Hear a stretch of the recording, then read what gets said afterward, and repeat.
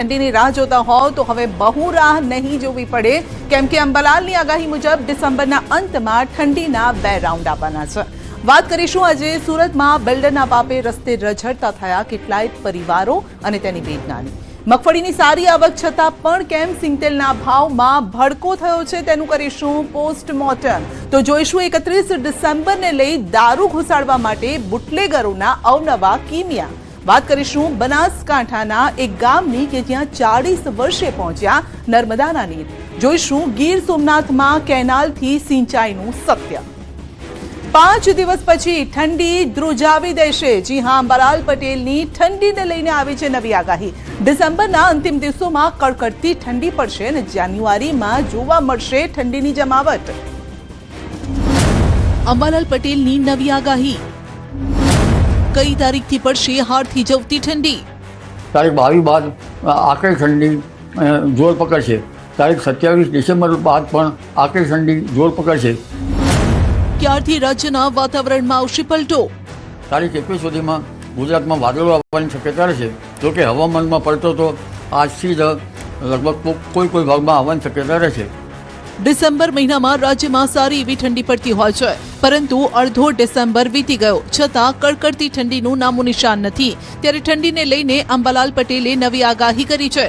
અંબાલાલના મતે 20 થી 22 ડિસેમ્બરમાં હળવો પશ્ચિમી વિક્ષોભ આવવાની સંભાવના છે, જે દેશના ઘણા ભાગોમાં પ્રભાવી રહેવાની શક્યતા છે, જેથી ઉત્તરમાં હિમવર્ષા થશે. 22મી ડિસેમ્બર બાદ આકરી ઠંડી જોર પકડશે. 27 ડિસેમ્બરે પણ હાડથી જવતી ઠંડી પડશે ને જાન્યુઆરી મહિનામાં આકરી ઠંડી. તારીખ 20-22માં એક હળવો મધ્યમ કક્ષાનો પશ્ચિમ વિક્ષોભ આવવાની શક્યતા રહેશે અને આ પશ્ચિમ વિક્ષોભ પણ લગભગ દેશના ઘણા ભાગોમાં પ્રભાવી રહેવાની શક્યતા રહેશે, જેના કારણે દેશના ઉત્તરીય પર્વતીય પ્રદેશોમાં ભારે હિમવર્ષા થવાની શક્યતા રહેશે અને બરફવર્ષા થવાની શક્યતા રહેશે, જેના કારણે તારીખ 22 બાદ આકરી ઠંડી જોર પકડશે. તારીખ 27 ડિસેમ્બર બાદ પણ આકરી ઠંડી જોર પકડશે. આ વખતે જાન્યુઆરી માસ ઠંડો રહેવાની શક્યતા રહેશે. 21 ડિસેમ્બરથી વાદળો આવવાની સંભાવના.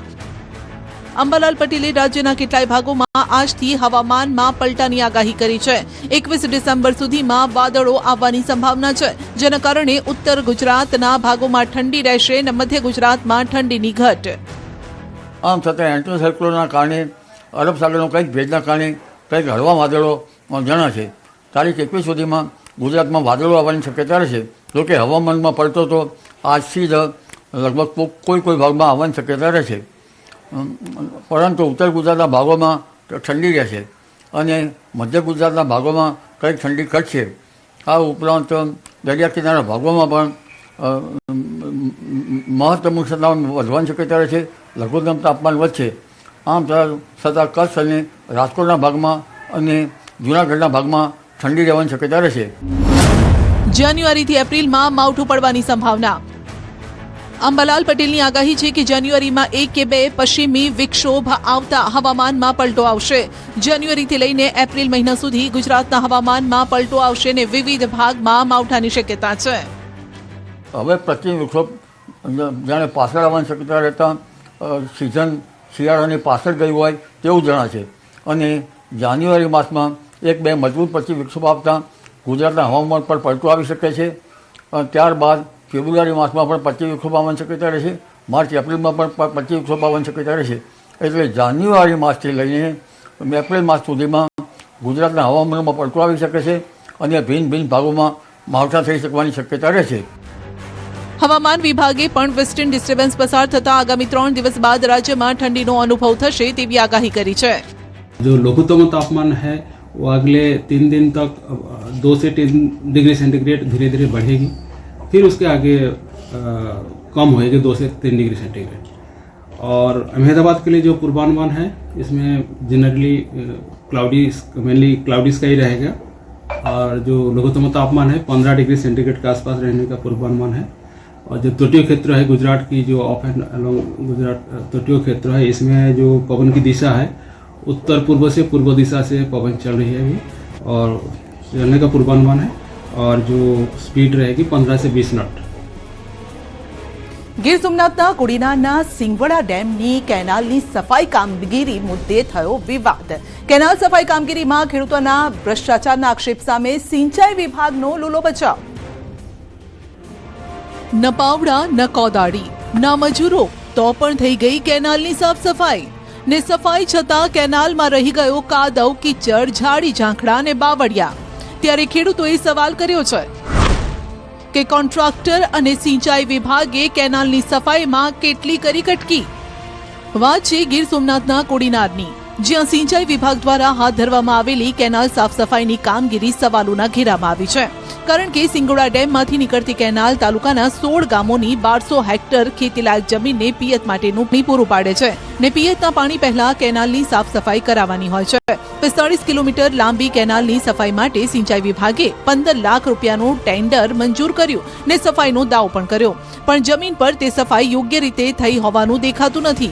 ક્યાંક હજુ બાવળિયા છે ને ત્યાં જ સાફ સફાઈના નામે ખાનાપૂર્તિની વાતો સામે આવી રહી છે ને ક્યાંક તો કેનાલો પણ તૂટી ગઈ છે. જે મજૂર કરીને કામ કરાવવાનું હોય જેસીબી લઈને સાફ કરાવે છે. જેસીબીથી અનેક બાવળો છે સાઈડમાં એ પર રહી જાય છે અને જે ઠાગા ઠોયા કરે છે, જે એનો બેકેટ મારે છે જેસીબીનું, તો એમાં કેનાલને પણ મોટું નુકસાન થાય છે. શેવાડાના અલામાં ગામમાં જે પાણી પહોંચ્યું નથી એ પહેલાં જ એ લોકો સાફ સફાઈ કરીને નીકળી ગયા અને જે સાફ સફાઈ કરવા માટેમાં એ લોકો એજન્સીને આપ્યું, એ એજન્સીએ પોતાના મજૂર કે કંઈ દેખાણા નથી એટલામાં કંઈ. ખેડૂતોનો આક્ષેપ છે કે સિંચાઈ વિભાગે કેનાલની સાફ સફાઈ હર ભોલે બિલ્ડિંગ એન્ડ કન્સ્ટ્રક્શન એજન્સીને આપી હતી અને જેમાં મોટા પાયે ભ્રષ્ટાચાર થયો છે. એજન્સીએ માત્ર નામ પૂરતું કામ કર્યું છે, ફક્ત ઉપરથી સાફ સફાઈ કર્યું છે. કેનાલના અંદરના ભાગમાં કાદવ, ઝાડી ઝાંખડા, કચરો હજુ પણ છે, જેના કારણે આવનારી સિંચાઈ સિઝનમાં પાણીની વહેંચણી પર ગંભીર અસર થવાની ચિંતા ખેડૂતોએ વ્યક્ત કરી છે. અમુક રાજકીય લોકોને સાંઠગાંઠને કારણે અમારે કેનાલોમાં જેમ દેખાવો કરી અને ફોટા પાડી અને એનું મતલબમાં એવું સાફ સફાઈ કરે છે. સફાઈ કરે પણ જેસીબી ફેરવી નાખ્યું આ વખતે, પણ જે રેગ્યુલર જે પદ્ધતિ વાઇઝ જે સાફ સફાઈ કરવાની આવે એવી સાફ સફાઈ થતી નથી. બીજી તરફ સમગ્ર મુદ્દે સિંચાઈ વિભાગના અધિકારીએ ખેડૂતોના આક્ષેપ નકાર્યા છે. કહ્યું છે કે કેનાલની સફાઈ નિયમો અને માર્ગદર્શિકા મુજબ જ કરવામાં આવી છે અને આ કામગીરી હજુ પૂર્ણ નથી થઈ. આગામી 20 દિવસ સુધી આ સફાઈ કામ ચાલુ રહેશે. કે આ વખતે માવઠું પણ પડેલું હતું, કેનાલમાં પાણી ચાલુ હતું, એટલે કેનાલ છોડવા પહેલા જેટલું આવશ્યકતા મુજબનું કામ હતું તે કામકાજ પૂર્ણ કરી અને કેનાલમાં પાણી છોડવામાં આવેલું હતું. કોઈ એવો સમય મર્યાદા નક્કી કરીને કે જ્યારે ખેડૂતોને પાણી આપવામાં ડિસ્ટર્બ ન થાય ત્યારે એ કામ કરવાનું આપણું આયોજન છે. કામની 4 મહિનાની સમય મર્યાદા છે. હાલ કામનો પ્રથમ તબક્કો પૂર્ણ કરવામાં આવેલો છે. પરંતુ જો સમયસર અને યોગ્ય રીતે કેનાલની સફાઈ ન થાય તો સિંગોડા ડેમનું પાણી છેવાડાના ગામ સુધી ન પહોંચે અને જેનાથી 1200 હેક્ટર જમીનના રવિ પાકને સીધી અસર થશે અને ખેડૂતોને મોટું નુકસાન. બનાસકાંઠાના વરસડા ગામમાં 40 વર્ષ બાદ પહોંચ્યા નર્મદાના નીર. ગામ લોકોએ ઢોલ નગારા, ગીતો ગાઈ અને પાણીને વધાવ્યું. ખેડૂતોએ કહ્યું, હવે મજૂરીએ નહીં જવું પડે, પોતાના ખેતરમાં ઉગાડીશું પાક. વાગી રહ્યા છે ખુશીના ઢોલ.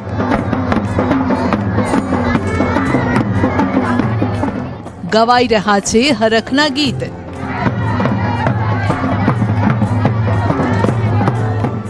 શ્રીફળ વધેરી કરાઈ રહ્યા છે પાણીના વધામણા. બનાસકાંઠાના વડગામ તાલુકાના વરસડા ગામના લોકોનો આ ઉત્સાહ વ્યાજબી છે, કારણ કે વરસડા ગામે જોયું છે 40 વર્ષે પાણી. આ વિસ્તારમાં 100 થી વધુ ગામડાઓમાં સિંચાઈના પાણીની સમસ્યા હતી. અહીંની જમીન પથરાળ અને સૂકી હોવાથી 500 ફૂટે પણ પાણી નહોતું મળતું. ત્યારે વરસાદ આધારિત ખેતી કરતો ખેડૂત હવે હરખાઈ રહ્યો છે ને કહી રહ્યો છે કે જો પાણી ના આવ્યું હોત તો ખેડૂતોએ મજૂરીએ જવું પડત. એ ખરેખર પાણી જો ના હોત તો વડગામ તાલુકાની પબ્લિકને જેમ હિજરત કરવી પડત અને આજુબાજુ ખેતી કરવા જવું પડત. વડગામ તાલુકાની જે તળાવ ભરવાનું નક્કી કર્યું અને જે આ ખરેખર ઇમ્પોસિબલ હતું. પબ્લિક પણ વાતો કરી કે પાણી નહીં આવે, પણ ખરેખર આજે આ નર્મદાના નીરનું પાણી જે વડગામ તાલુકાની અંદર જે સરકારે આપ્યું એનો ખરેખર વડગામ તાલુકાની પબ્લિક એનો કરી આ લૂણ ભૂલે નહીં. જો કે આ પાણી માટે આ ગામના લોકોએ અનેક આંદોલનો પણ કર્યા, સરકારી ઓફિસે ચપ્પલ ખસ્યા, ખેડૂતોએ રેલી યોજી સરકારમાં અનેક વખત રજૂઆત કરી કે કર્માવત તળાવ, મુક્તેશ્વર ડેમ તેમજ ગામડાઓના તળાવ ભરવામાં આવે, પરંતુ આખરે સરકારે તેમની સમસ્યા સાંભળીને વડગામ તાલુકાના વરસડા ગામે નર્મદાના નીર પહોંચાડ્યા, જેથી ખેડૂતોનો હરખ સમાતો નથી. વિસ્તારમાં છેલ્લા 40-50 વર્ષથી ભૂગર્ભ તળ ખૂબ નીચા ગયા હતા અને એના માટે અમે સરકારશ્રીને છેલ્લા કેટલાક વર્ષોથી ખેડૂતો દ્વારા રેલી કાઢી અને કર્માવત અને મુકેશ્વરમાં પાણી ભરવાની રજૂઆત કરાઈ હતી. એની ધારદાર અસરથી આજે સરકારશ્રીએ અમારી આ વાત સાંભળી અને અમને પમ્પિંગ સ્ટેશન દ્વારા આજે લગભગ 10-12 તળાવો ભરવામાં આવ્યા છે. પાણી જોઈ ખેડૂતોની ખુશીનો કોઈ પાર નથી. તેઓનું કહેવું છે કે હવે તેઓએ હિજરત નહીં કરવી પડે ને પાણીના તળ પણ ઊંચા આવશે, કૂવા બોર રિચાર્જ થશે ને સૂકો વેરાન ભાસતો આ વિસ્તાર પણ હવે હરિયાળી ચાદર ઓઢી લેશે. નર્મદાનું પાણી સાચા અર્થમાં તેઓ માટે જીવાદોરી બનશે, જેને લઈ ગામ લોકોએ સરકારનો આભાર માન્યો.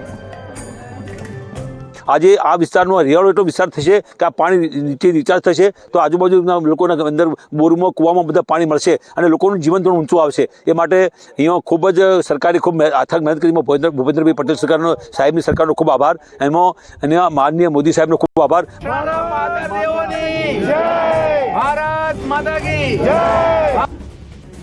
પાડાના વાંકે પખાલીને ડામ કંઈક આવો જ ઘાટ ઘડાયો છે સુરતમાં, જ્યાં બિલ્ડર અને મનપાની બેદરકારીના કારણે કેટલાય પરિવારો છતાં ઘરે રસ્તા પર આવી ગયા.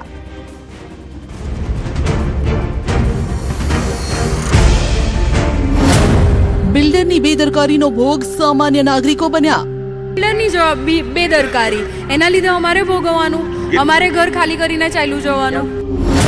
पानी આવ્યા બાદ પણ બિલ્ડરે કામ ન અટકાવ્યું. क्या कहेंगे, अब तो बेघर कर दिया. अभी फिलहाल तो बाद में देखते हैं क्या होगा. कहीं जाके रह रहे हैं. भाई घटना हुई, कितना डर का माहौल था उस समय, तो ऐसा लग रहा था जैसे भूकंप आ गया हो. કેટલાય લોકો ઘર ખાલી કરવા મજબૂર બન્યા. बहुत डर लग रहा है. जो परसों हमने स्थिति देखी है उसे देख के तो रात भर नींद नहीं आई भैया. આંખોમાં આંસુ છે, કેમ કે છતે ઘરે તેમને ઘર ખાલી કરવા મજબૂર બનવું પડ્યું છે, તે પણ બિલ્ડરના કારણે. સુરતના અલથાણના શિવ રેસિડેન્સીના લોકો બીજી જગ્યાએ આશરો શોધવા મજબૂર બન્યા છે. પોતાની સોસાયટીની બાજુમાં ચાલી રહેલ કન્સ્ટ્રક્શન સાઇટ પર ખોદાણ કરતા સમયે વોલમાં ભંગાણ પડતા સોસાયટીની કમ્પાઉન્ડ વોલ પણ પત્તાના મહેલની માફક ધસી પડી. જમીનમાં પોલાણ સર્જાવાના કારણે સોસાયટીમાં આવેલા 10-10 માળના 2 ટાવરમાં આવેલા ફ્લેટમાં રહેતા રહીશોને સલામતી કારણોસર ફ્લેટ ખાલી કરવા પાલિકાએ નોટિસ આપી છે, જેના કારણે લોકો મુશ્કેલીમાં મુકાયા છે. પાલિકાની આ નોટિસ બાદ શિવ રેસિડેન્સીના રહીશોમાં ભારે ફફડાટ અને મજબૂરીના દ્રશ્યો જોવા મળ્યા છે. રહેવાસીઓ પોતાના જીવનભરની મૂડી સમાન ઘરવખરી અને માલસામાન લઈ બિલ્ડિંગ ખાલી કરતા નજરે પડ્યા. લોકોનો આક્ષેપ છે કે બિલ્ડરે તેમના રહેવાની કોઈ વ્યવસ્થા નથી કરી. क्या कहेंगे, अब तो बेघर कर दिया. अभी फिलहाल तो बाद में देखते हैं क्या होगा. अभी तो कहीं जाके रह रहे हैं. भाई घटना हुई, कितना डर का माहौल था उस समय, तो ऐसा लग रहा था जैसे भूकंप आ गया हो. बहुत जबरदस्त धमाका था. ये इन्होंने गड्ढा बहुत ज्यादा गहरा कर दिया है, लगभग 50 फीट गहरा गड्ढा है, और इसमें दिख भी रहा था कि पानी आ रहा, लेकिन इनके बाद भी इन्होंने कोई व्यवस्था नहीं की. बहुत डर लग रहा है. जो परसों हमने स्थिति देखी है उसे देख के तो रात भर नींद नहीं आई भैया. आप कहाँ जा रहे हो? अब अपने भाई के घर जा रही हूँ भैया. न्यू ये लोग ने व्यवस्था नहीं की आपको? नहीं भैया, हमने मांगा भी नहीं रूम. वैसे भी अब सबके लिए अवेलेबल नहीं होंगे ना. हमारे तो रिलेटिव हैं यहाँ पे, हम जा सकते हैं. तो यहाँ कितने टावर के कितने लोग चले गए सामान ले? भैया यहाँ से 4 बिल्डिंग के लोग लगभग चले गए हैं यहाँ से. બિલ્ડરની બેદરકારી, એના લીધે અમારે ભોગવવાનું, અમારે ઘર ખાલી કરીને ચાલ્યું જવાનું. કેટલા લોકો ઘર ખાલી કરી જતા રહે? આ જુઓ ને, જી છે, એફ છે, ઈ છે ને પહેલી એ, આ 4 બિલ્ડિંગમાં તમે ગણો 13 માળ. કેટલા લોકો, આઈ થિંક 1500ની 2000ની ઉપરના હશે, મે બી એટલા બધા હશે. લોકો આંખોમાં આંસુ સાથે ઘર ખાલી કરી રહ્યા છે. બિલ્ડર અને મહાનગરપાલિકાની બેદરકારીના કારણે શિવ રેસિડેન્સીમાં રહેતા 4 ટાવરના લોકોને રસ્તે રઝળવાનો વારો આવ્યો છે. રડતી આ મહિલાના પતિ હેન્ડીકેપ છે. 20 વર્ષ ભાડાના મકાનમાં રહ્યા બાદ પોતાનું ઘર વસાવ્યું હતું, પરંતુ હવે તે પણ ખાલી કરવાનો વારો આવતા પરિવાર રસ્તા પર આવી ગયો છે. बहुत खराब स्थिति है मेरा. मैं कहाँ जाऊँ, मेरा एक ही मकान था, वो भी 20 साल से किराए पे नहीं, पूरा जमा पूंजी, जहाँ से थोड़ा कर्जा भी लिया किसी से ले दे के. अपना छत चाहिए, छत हो जाएगा तो कम से कम अपने बैठेंगे तो सही घर में, क्योंकि ये है हैंडीकैप. फिर इधर उधर हम लोग से पार नहीं पड़ रहा था कहीं जाना, मकान चेंज करना। बहुत खराब स्थिति हो गई है, ऐसा नहीं होना चाहिए। જમીનની નીચે 15 ફૂટે પાણી આવ્યા બાદ પણ બિલ્ડરે કામ અટકાવ્યું ન હતું. 3 લેયરમાં બેઝમેન્ટ બનાવવા સતત ખોદકામ ચાલુ રાખ્યું હતું. 9 જેટલી પાઇપ દ્વારા પાણી 24 કલાક કાઢવામાં આવી રહ્યું હતું. સ્થાનિક લોકો દ્વારા મહાનગરપાલિકાને અનેક વખત આ બાબતે ફરિયાદ પણ કરવામાં આવી. જો કે ત્યારે તો તંત્રના પેટનું પાણી હલ્યું ન હતું, જેના પરિણામે બિલ્ડર અને મનપાની બેદરકારીના કારણે શિવ રેસિડેન્સીના 4 ટાવરના લોકોને રસ્તે રઝળવાનો વારો આવ્યો છે. અને ત્યારબાદ હવે સુરત કોર્પોરેશન જાગ્યું છે. ડેવલપર અને આર્કિટેક્ટના લાયસન્સ સસ્પેન્ડ કરવાની કાર્યવાહી કરાઈ છે. સુરતના અલથાણ વિસ્તારમાં બનેલી ઘટના બાદ મહાનગરપાલિકાએ પોતાની ચામડી બચાવવા માટે શિવ રેસિડેન્સીના 4 ટાવર ખાલી કરાવી નાખ્યા છે. 400 પરિવાર રસ્તે રઝળતા થઈ ગયા છે. ખાસ કરીને શિવ રેસિડેન્સીની બાજુમાં બનતા નવા પ્રોજેક્ટની માટી ધરાશયી થતા પાર્કિંગનો ભાગ બેસી ગયો, શેડ પડી ગયા, 15 કરતાં વધુ ગાડીઓને નુકસાન થયું છે. મહાનગરપાલિકાએ તેમની સિક્યુરિટી ટીમો મૂકી દીધી છે, લોકો અહીંયા આવે નહીં તેના માટે. જે રીતે ડેવલપર, બિલ્ડર અને સ્ટ્રક્ચર એન્જિનિયર છે તેની બેદરકારી સામે આવી હતી.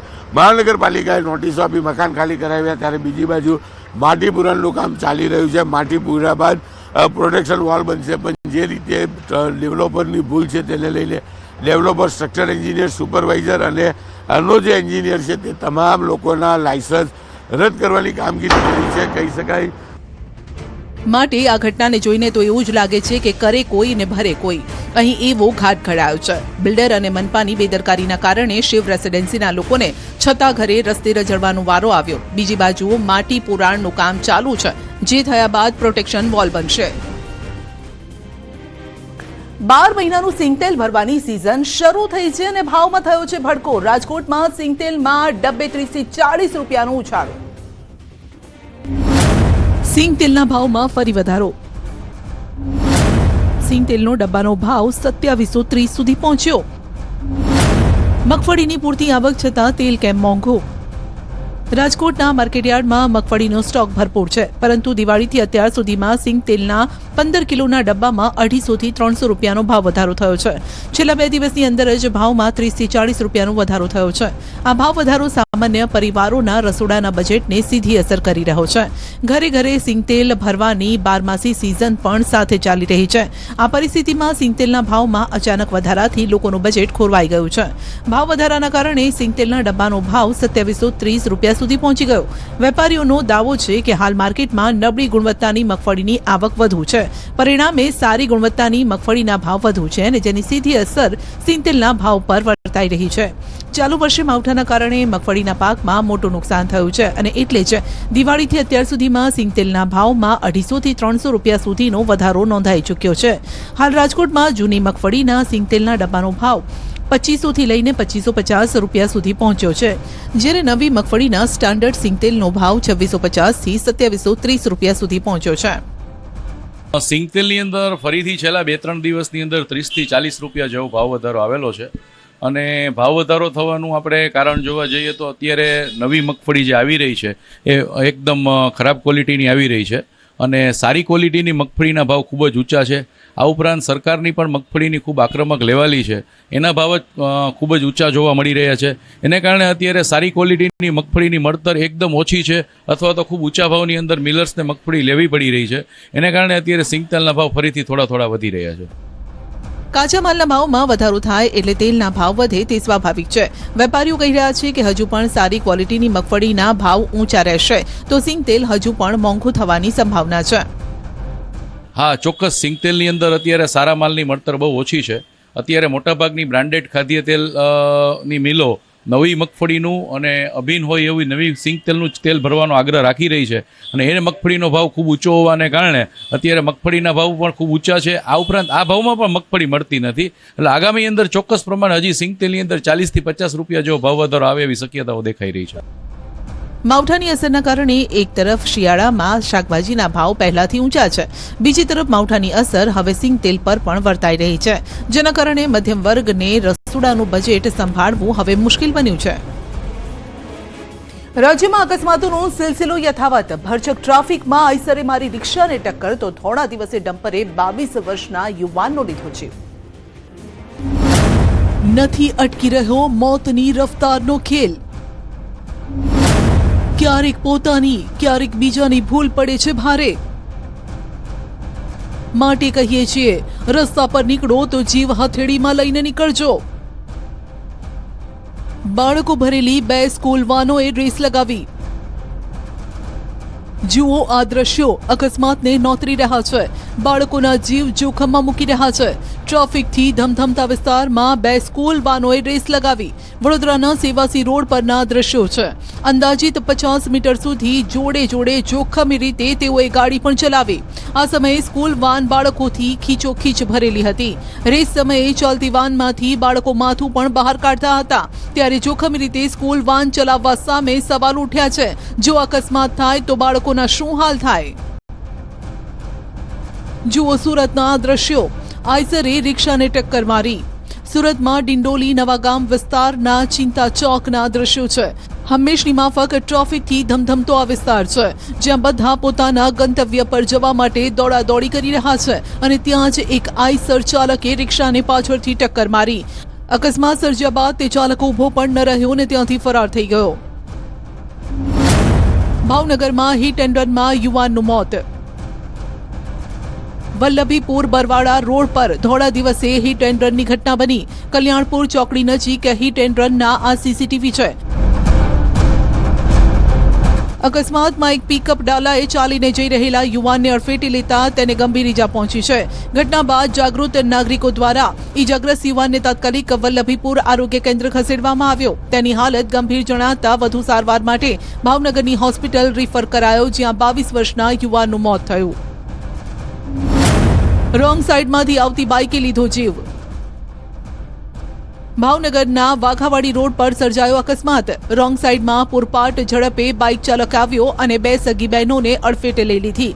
અકસ્માતમાં રિદ્ધિ ચૌહાણનું ઘટના સ્થળે જ મોત થયું, જેની ઉંમર 18 વર્ષ હતી, જ્યારે કે તેના મોટા બહેન જાનવીબેનની હાલત ગંભીર હોવાથી આઈસીયુમાં સારવાર હેઠળ છે. બાઇક રોંગ સાઈડમાંથી ચલાવી રહેલા ઝીણાભાઈ વાઘેલા નામના વ્યક્તિએ આ ગંભીર અકસ્માત સર્જ્યો. 2 ટ્રક વચ્ચે જોરદાર ટક્કર. અંકલેશ્વર નજીક સર્જાયો અકસ્માત. નેશનલ હાઈવે 48 પર અકસ્માતમાં ટ્રક ચાલકનું મોત થયું. આગળ ચાલતી ટ્રક સાથે પાછળથી ટ્રક ધડાકાભેર ભટકાઈ હતી. પાનોલી પોલીસે અકસ્માત અંગેનો ગુનો નોંધીને તપાસ હાથ ધરી છે. ડમ્પરની ટક્કરે યુવતીનું મોત. ભારે વાહનો લોકોનો જીવ લઈ રહ્યા છે. અમદાવાદમાં મદ્રાસી મંદિર નજીક ડમ્પરની ટક્કરે યુવતીનું મોત થયું. 22 વર્ષીય ખુશ્બુ ગુપ્તા નામની યુવતીનું મોત થયું. પોલીસે ડમ્પર ચાલકની અટકાયત કરી આગળની કાર્યવાહી હાથ ધરી. ખાનગી બસ પલટી મારી ગઈ. વડોદરા નેશનલ હાઈવે 48 પર સુરત તરફ જતી ખાનગી લક્ઝરી બસ પલટી ગઈ. બસમાં 30થી વધુ મુસાફરો સવાર હતા. અકસ્માતમાં 10 લોકોને નાની મોટી ઈજા થઈ. વહેલી સવારે કરજણ ફાયર વિભાગની ટીમે ઘટના સ્થળે પહોંચીને રેસ્ક્યુ ઓપરેશન હાથ ધર્યું. કરજણ ફાયર બ્રિગેડે સર્ચ હાથ ધરીને એક ફસાયેલ વ્યક્તિને બહાર કાઢ્યો અને હોસ્પિટલ ખસેડ્યો. 31 ડિસેમ્બરને ગણતરીના દિવસો જ બાકી છે અને તેવામાં બુટલેગરો દારૂ ઘુસાડવા માટે અવનવા કિમિયા અજમાવી રહ્યા છે, પરંતુ તેમના દરેક કિમિયા પર પોલીસ પાણી ફેરવી રહી છે. 31 ડિસેમ્બર પહેલા બુટલેગરો બેફામ. મહેસાણામાં દારૂની હેરાફેરીના અવનવા કિમિયા. ગીર સોમનાથમાં એસટી બસમાં દારૂની હેરાફેરી. 31 જેમ નજીક આવી રહી છે તેમ તેમ બુટલેગરો જાણે છાકટા બન્યા હોય તેવા દ્રશ્યો જોવા મળી રહ્યા છે. થેલામાંથી દારૂની બોટલ ફૂટતા રસ્તા પર રેલમછેલ. વલસાડના સરી ગામના સન સિટી એપાર્ટમેન્ટ સામેના મુખ્ય માર્ગ પર પૂરપાટ ઝડપે પસાર થતા 2 બાઇક એક કાર સાથે અથડાયા હતા. જો કે આ સમયે બાઇક પર રહેલ એક થેલો નીચે પટકાયો, જેમાંથી પ્રવાહી વહેતું થતા સ્થાનિકોએ થેલો તપાસ્યો, જેને જોઈને સ્થાનિકો ચોંકી ઉઠ્યા. આ બેગમાં અન્ય કશું નહીં પરંતુ વિદેશી દારૂની બોટલોનો જથ્થો હોવાનું સામે આવ્યું છે, જે ફૂટી જતા રસ્તા પર દારૂની રેલમછેલ થઈ ગઈ. મહત્વનું છે કે આ ઘટનાના પગલે મોટી સંખ્યામાં સ્થાનિકો ઘટનાસ્થળે એકઠા થતા બાઇક ચાલકો ત્યાંથી ભાગી છૂટ્યા. ત્યારે મામલે પોલીસે તપાસ હાથ ધરી છે. એસટી બસમાંથી બિનવારસી વિદેશી દારૂ મળ્યો. ગીર સોમનાથમાં વિદેશી દારૂની હેરાફેરી માટે એસટી બસનો ઉપયોગ કરવામાં આવ્યો હોવાનું ખુલ્યું છે. પોલીસની ટીમ જ્યારે પેટ્રોલિંગ કરી રહી હતી ત્યારે પ્રભાસ પાટણ પોલીસને એસટી બસમાંથી એક બિનવારસી બેગ મળી આવી, જેની ચકાસણી કરવામાં આવતા તેમાંથી વિદેશી દારૂની બોટલ નીકળી હતી. આ બસ ભાવનગરથી વેરાવળ જતી હતી, જેને જોઈને ખુદ પોલીસ અને બસના મુસાફરો ચોંકી ઉઠ્યા હતા. ત્યારે સમગ્ર મામલે હવે પ્રભાસ પાટણ પોલીસે વધુ તપાસ હાથ ધરી છે. ગ્રેનાઇટ પાવડરની આડમાં દારૂની હેરાફેરી. મહેસાણાના ઉપાસના સર્કલ બ્રિજ નીચે ટ્રકમાંથી વિદેશી દારૂનો જથ્થો ઝડપાયો છે. એસએમસીએ દરોડા પાડીને 25,747 દારૂની બોટલ ઝડપી પાડી છે, જેની કિંમત 94 લાખની આસપાસ થાય છે. ગ્રેનાઇટ પાવડરની આડમાં દારૂની હેરાફેરી કરવામાં આવતી હતી. પોલીસે રાજસ્થાનના ટ્રક ચાલક ભજનલાલ બિશ્નોઈની ધરપકડ કરી, જ્યારે કે દારૂ સપ્લાયર હિતેશ સુથાર સહિત અન્ય સામે ગુનો દાખલ કર્યો છે. પોલીસ તપાસમાં બહાર આવ્યું છે કે દારૂનો આ જથ્થો છુપાવવા માટે 200 નંગ ગ્રેનાઇટ પાવડરની બેગ અને તાડપત્રીનો ઉપયોગ કરવામાં આવ્યો. આ કેસમાં પોલીસે 4 શખ્સોને વોન્ટેડ જાહેર કર્યા છે.